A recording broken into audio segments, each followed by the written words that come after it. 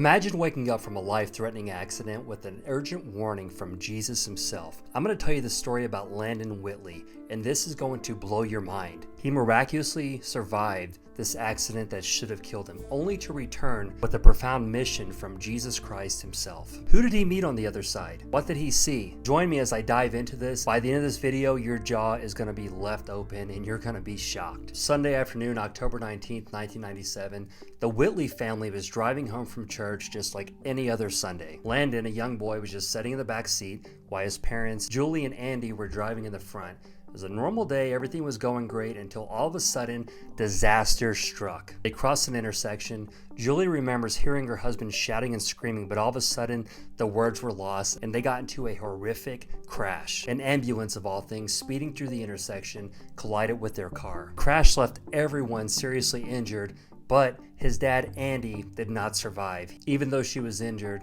Julie remembers hearing her husband scream through the intersection, and then those were his last words. But for Landon, the situation was a lot more critical. After the wreck, it took the rescuers a little bit of time to actually locate him in the debris and get him out of the car. And when they found him, he wasn't breathing. They started working immediately to try and revive him, but he was in critical condition. They airlifted him to a nearby hospital. His fight for life was far from over. That day, he actually died twice. First at the scene of the accident, but after they revived him, he died again on the way to the hospital. But it was after his final death on the way to the hospital that at 8 years old, Landon Whitley experienced something truly remarkable. He remembers feeling as he was in heaven each time that he passed away, but he described seeing streets of gold and just a lot of white light. He met Jesus, angels, his father, and even two relatives that he had never seen before. As he was fighting for his life, his chances seemed very slim, and they told his mother, Julie, that if he survived, his condition would still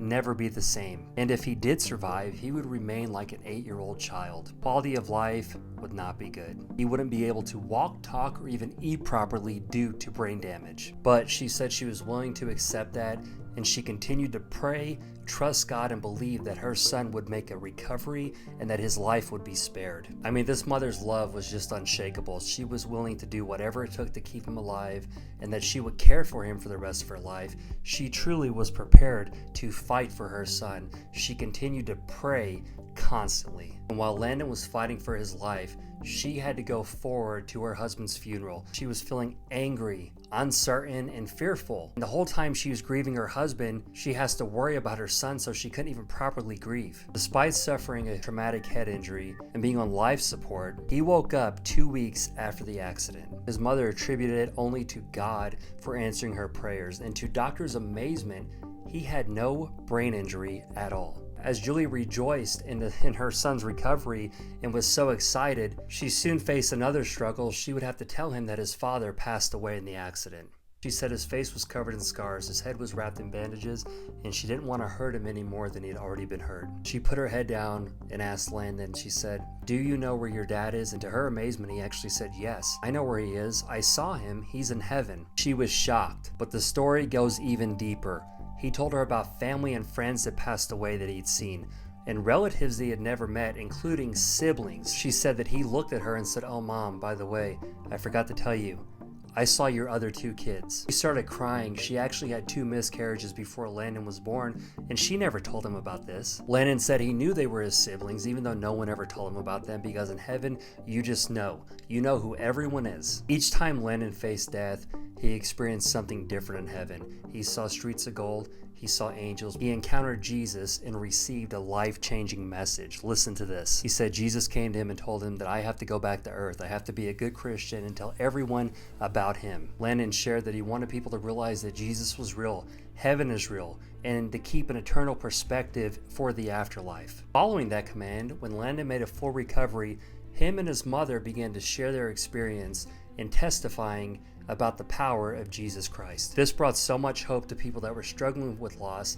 and Landon never wavered in his why. He was doing it because Jesus told him to, and that he believed in Jesus because he saw him. Looking back on the journey, his mother realized how her faith and understanding of faith had grown. Sometimes it's not until you're in those really dark moments when you only have God to rely on Him so much more that the relationship fully blooms. When she once wondered why God didn't send an angel to protect them, she realized that angels were there all along.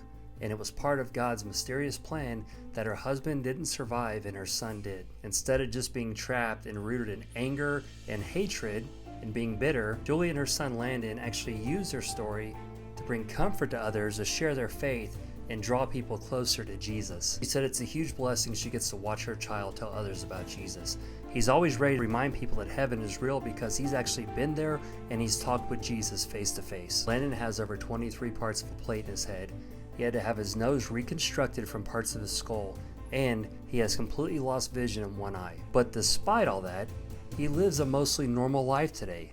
His survival truly is a miracle from God. Despite the tragedy that he's endured and the challenges that he's had to face, he lives life to the full, only the way that Jesus can truly provide. If this resonated with you today and the Holy Spirit is tugging on your heart, please let me know in the comments below. I want to pray for you. And heaven is a topic that many are being deceived on, about how to get there and who actually goes there. There are so many people that have so many different opinions, and the truth is, we will all face the afterlife, because there's only one thing you're guaranteed to do in life, and that is die. And if you want to know the truth about heaven so you're not deceived, make sure and watch this video. Thank you for watching.